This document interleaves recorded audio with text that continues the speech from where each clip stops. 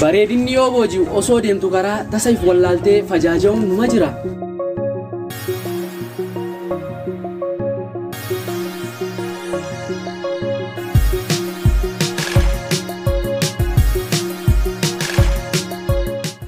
Bareedduu yoo ilaaltu ijaan nama hin gartuu qaamaa fi qalbiidhaan faana isii kan bootu.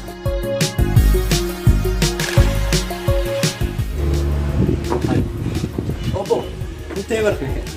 Barre, humna labu. Tanumaan sinaasaa jiru sani. Aha, isin dhufe.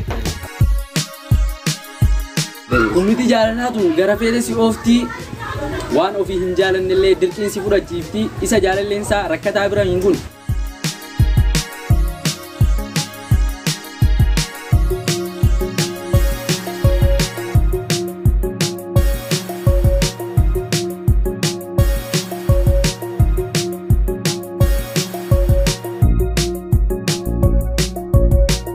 Inni immoo faallaa ishee rakkataa arguu hin jaalan. Ara maali? Rakkataa gargaartee dhufte? Maali rakkataa afaan kee rakkoo fi rakkataa malee haasa'uu hin beeku. Adawaataan diibdee gara laafessa godhuu jalqabdee. Jaalalti waan hunda akka jijjiirtuu hin baradhe. Duraan nama gargaaruu hin jaaladhu ture. Erganis jaaladhe boodarra immoo isheen nama gargaaruu waan jaalattuuf.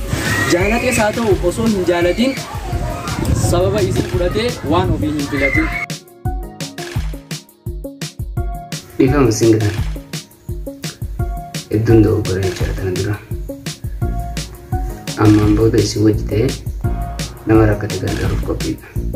Ammaa meeshaa tokko jira isa qabnee waliin deemna. Ayyee rakkoon qabu Keemboon.